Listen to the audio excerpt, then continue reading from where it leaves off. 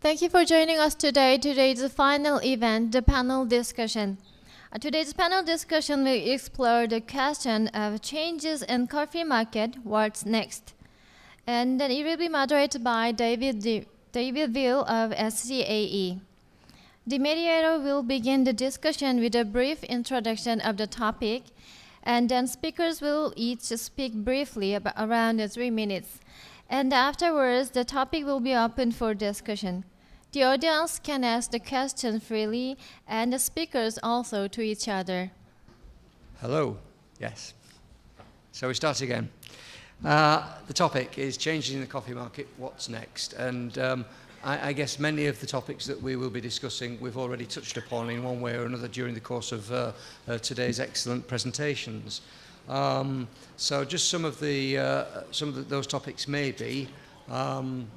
We haven't actually touched upon this in these words, but we've talked around the fact that there's at the moment and in the future there'll be probably more divergence in the market between cost-led purchasing decisions and experience-led purchasing decisions.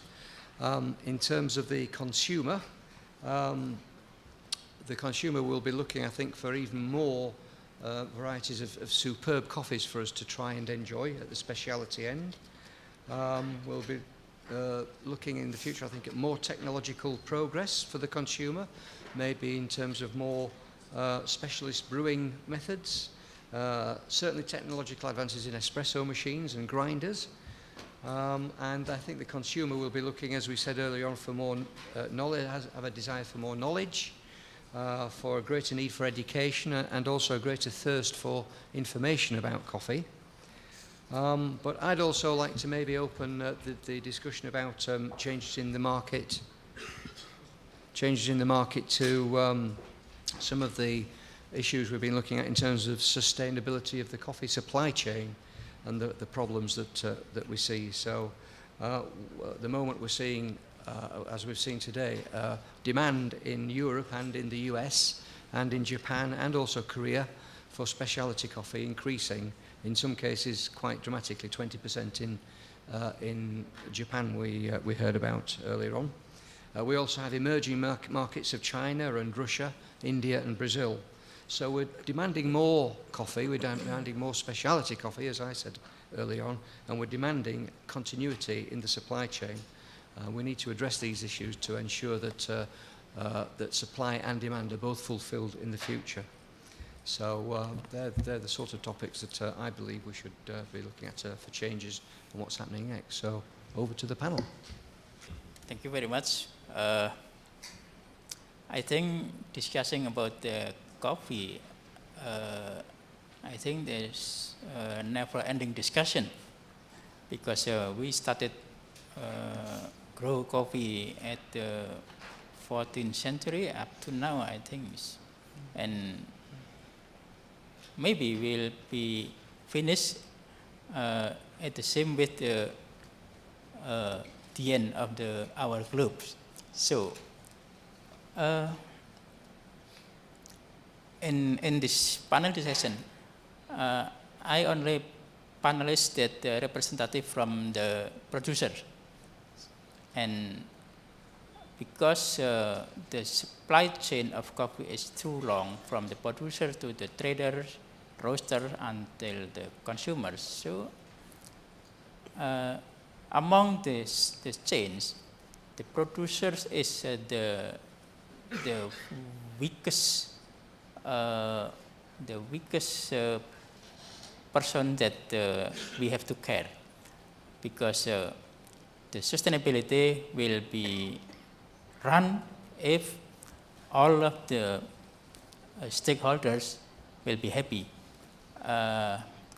With the data from the ICO that now the price of coffee is decreasing and will reach the lowest price like at the 1990 and up to the 2000.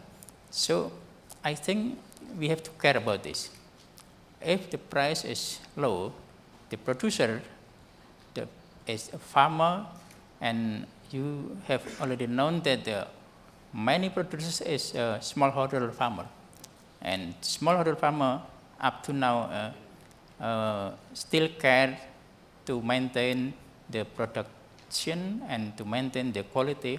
But if the price will be lower and lower, they will not care with his crops. So I mean that for the next, as a consumer, as a trader, we have to care about the condition of farmers, how we make the farmers happy, how we make the farmers maintain their careness to the crops, and how the farmers can produce the good quality with enough amount of coffee that we all needed. I think that's it. Thank you. Then, as far as Japanese market concerned, now mainstream is the commercial coffee at a lower price. But I predict in near future, diversify into 3 categories. Then low quality at a lower price will be decreased. Now mainstream, but getting decreased. And in near future, mainstream would be high commercial or good commercial, but severely well-controlled acidity profile. And this is good for consumer. Also, the price might be reasonable, affordable for them. And another category is specialty coffee. Top of top specialty coffee including. Also, in future, when certified coffee are with good cup quality, if these category we consider as specialty coffee, then certified coffee with good cup quality will be included in the such specialty coffee category. I would predict like that. Okay. Thank you very much. Thank you. One of the big changes that we see has to do with the growth in whatever you want to call it, emerging markets or new markets, mainly in exporting countries, coffee exporting countries, growth in consumption, as well as in China.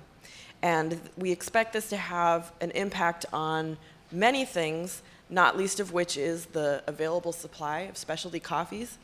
And there's a number of responses to that.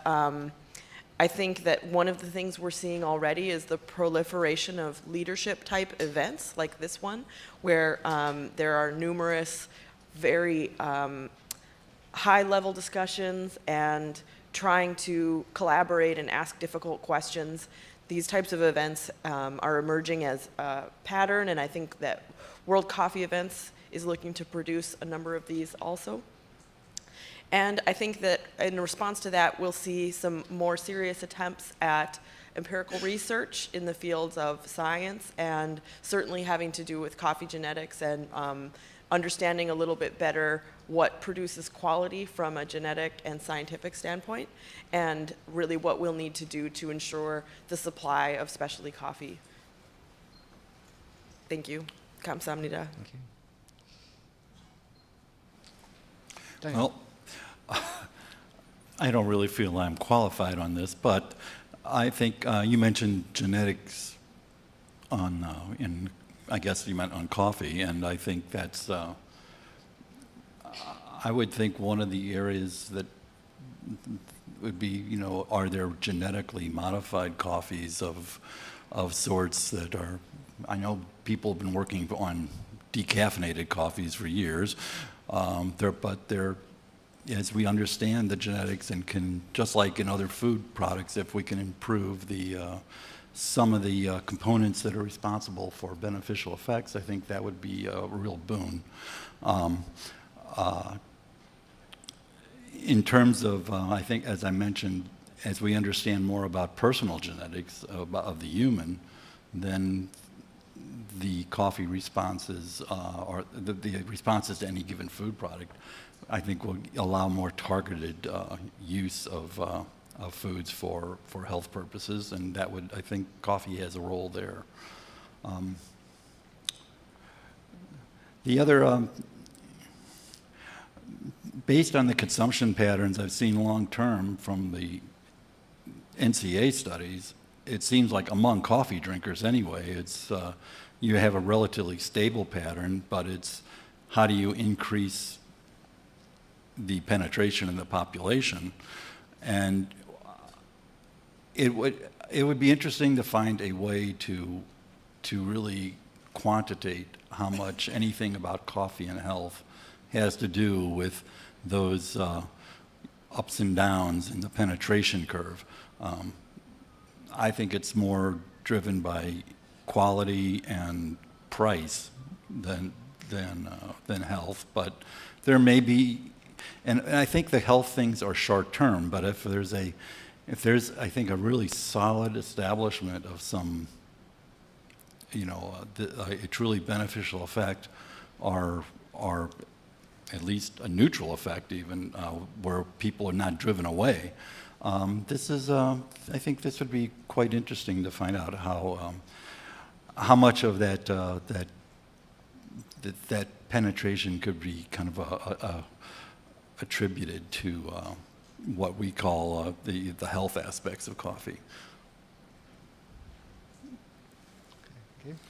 One of the things mentioned earlier was certifications, and sort of echoing what I talked about during my presentation, but I think that this sort of knowing that the farmer is being taken care of is going to be a more and more important thing, whether it is through certifications, through direct relationships, but helping to ensure that component going forward, both as a marketing component for a company to be able to say that part is that farmer has been treated well. I think that's going to become more and more important as it becomes more important to consumers, but also ensuring that there is a long-term supply. I think what Ellie said, one of the things that will be really important to see is, I feel like right now you have sort of a contingent of farmers that are still, they're probably considered outliers, but are not really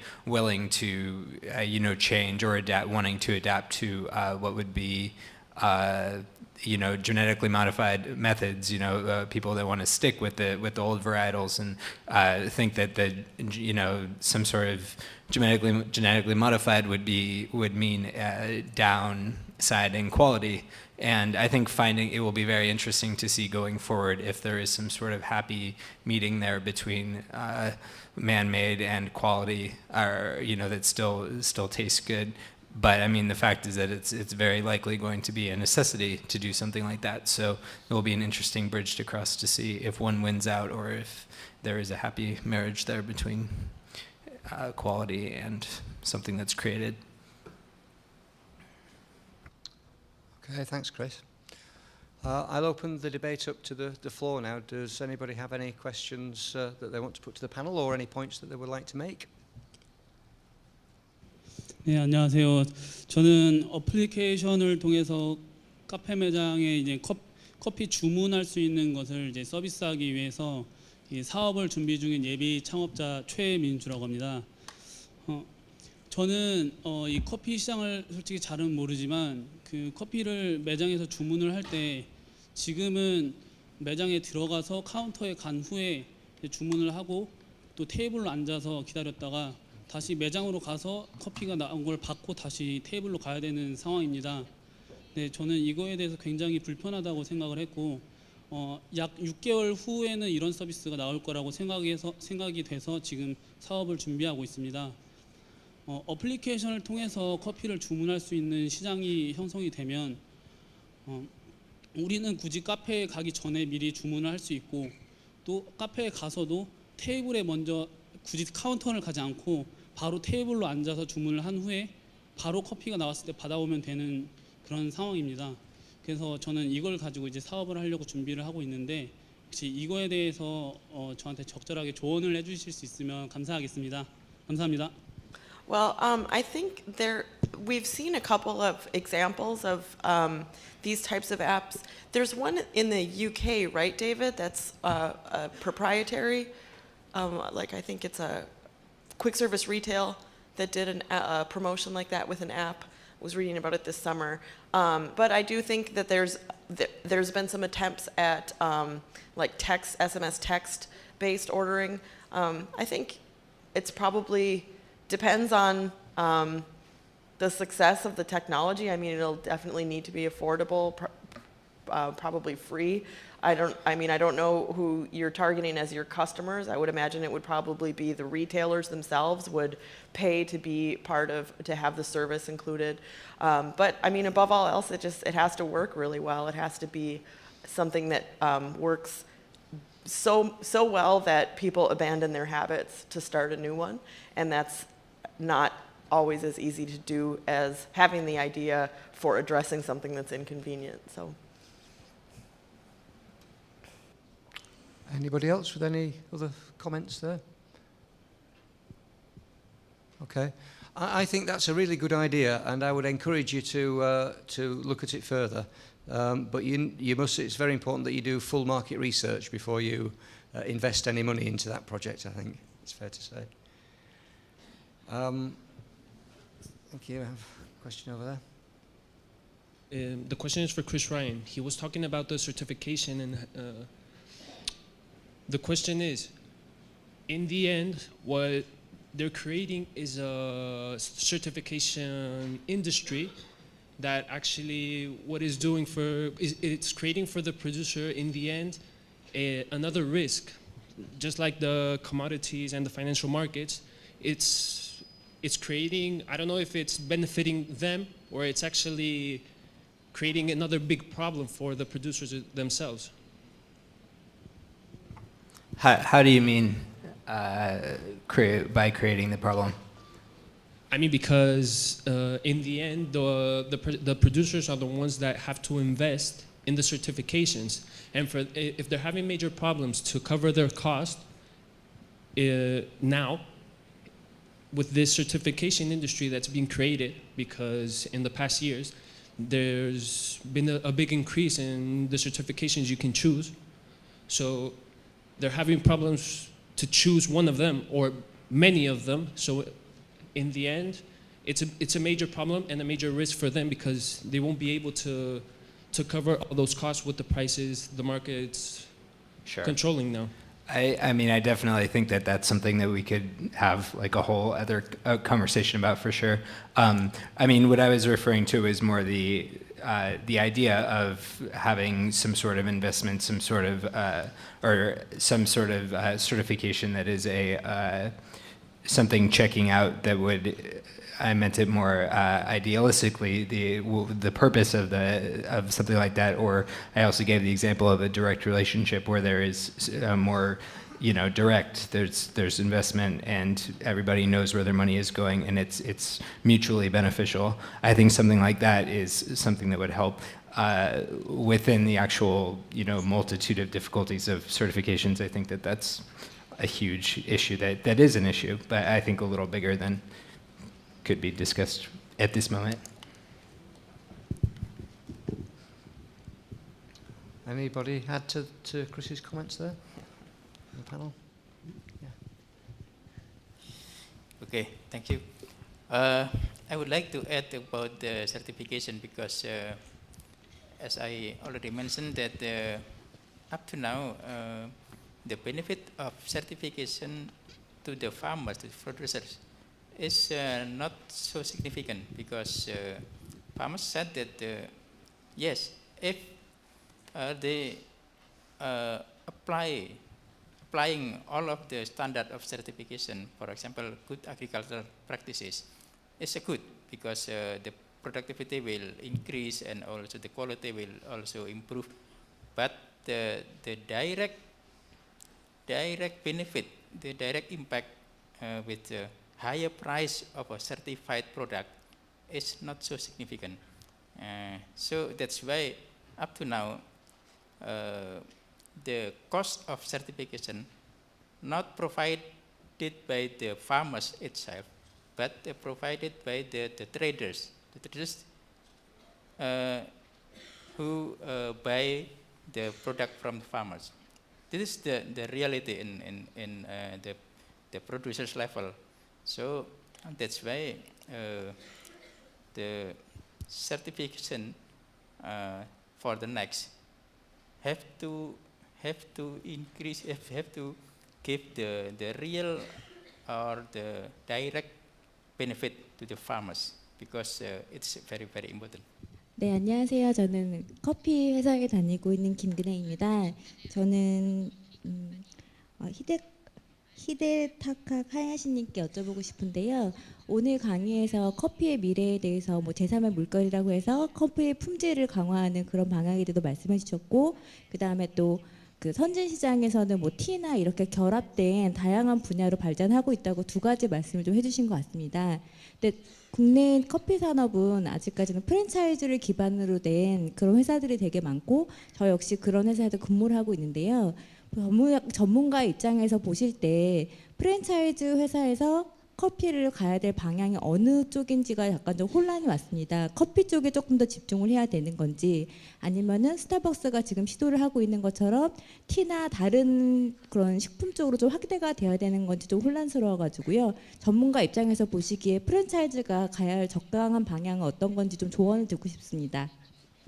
I definitely think that coffee is the leader, as opposed to something, with talking about the alternatives and the specialty tea being the example that I spoke about, definitely is in the early stages. I know in the US, a lot of people who work in both beverages say that the specialty tea is maybe 10 years behind or specialty tea now is like where specialty coffee was 10 years ago.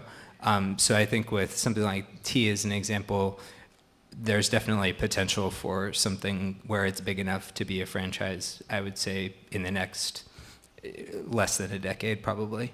Right now, maybe not the widespread knowledge and, awareness to justify it, but in the future, likely. Okay.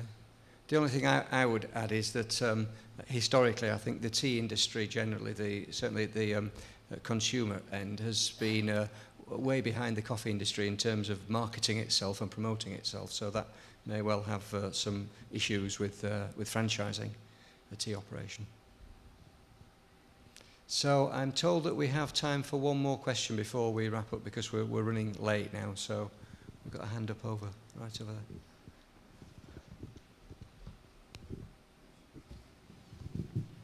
예, 아까도 질문했던 이동욱이라고 합니다. 그 세계 커피 시장을 보면 브랜드 중에서 그 이제 네스프레소를 시작으로 하는 이제 캡슐 커피 시장이 제일 증가 폭이 큰 걸로 나와 있는데, 혹시 캡슐 커피 이제 전 세계의 그 캡슐 커피 시장 전망에 대해서 어떤 식으로 나아갈지 혹시 아시는 것이 있으면 알려주시면 감사하겠습니다.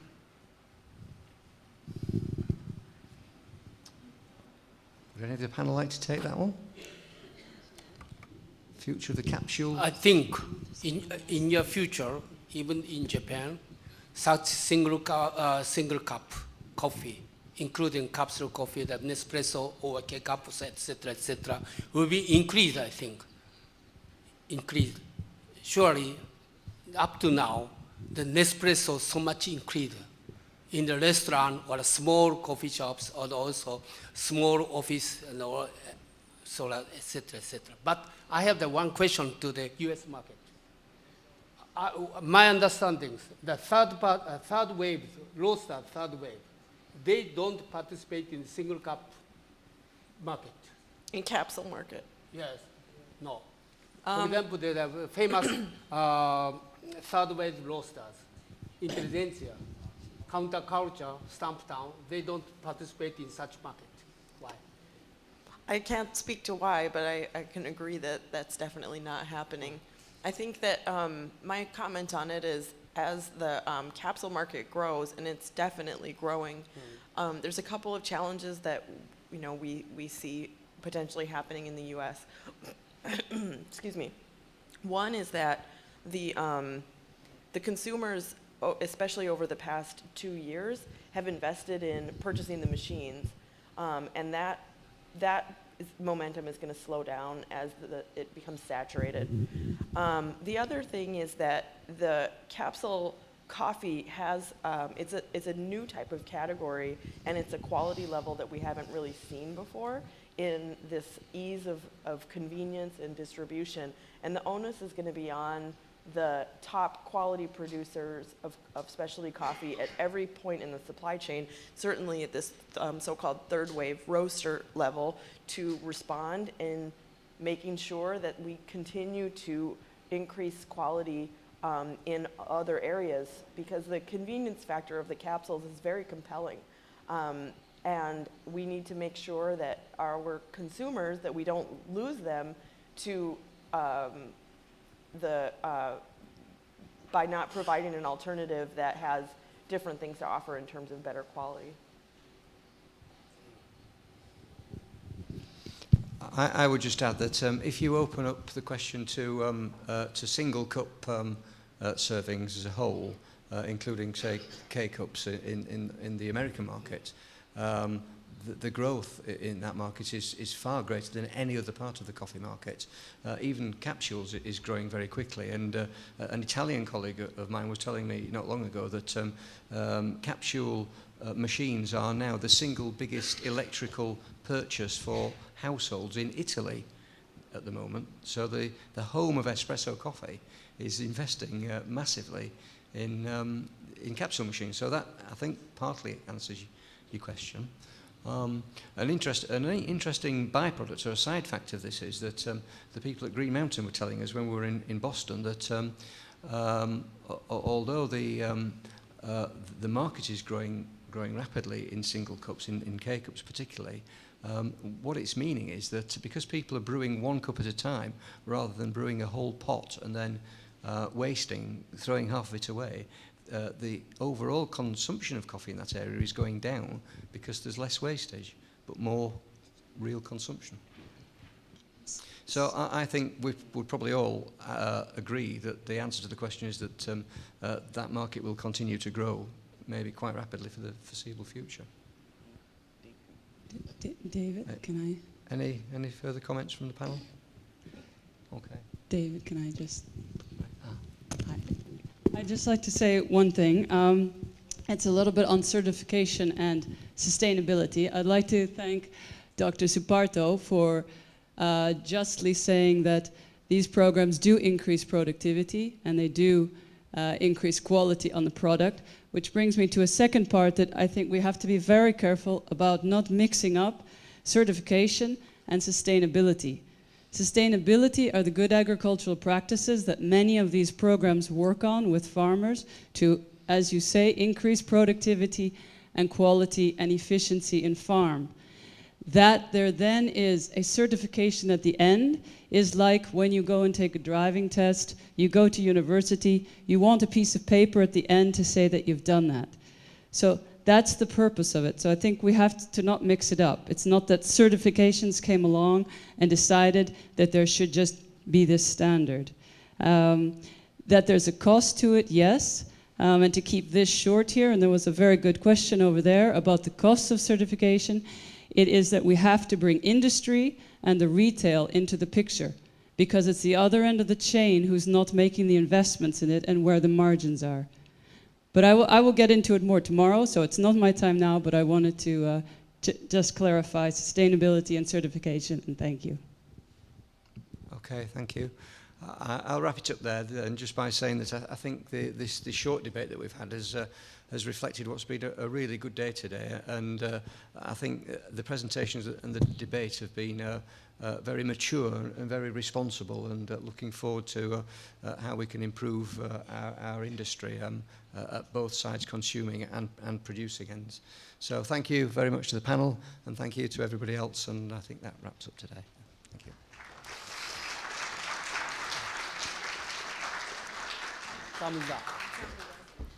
Thank you very much for the mediator and the panelists. Now we are finished. Thank you.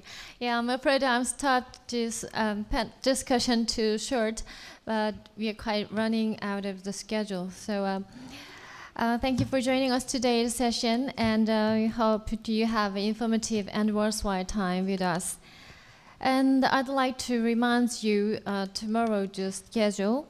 The World Coffee Leaders Forum will be held again tomorrow in here, the same conference room at 9 o'clock in this same here. And the registration will open at 8 a.m.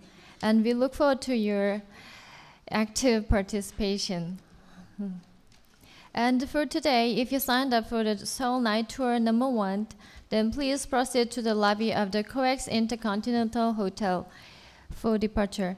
The tour will begin at 6:30. It's 15 minutes left. And thank you for joining us today. I hope you all have a great night, and I will see you again tomorrow. Thank you very much.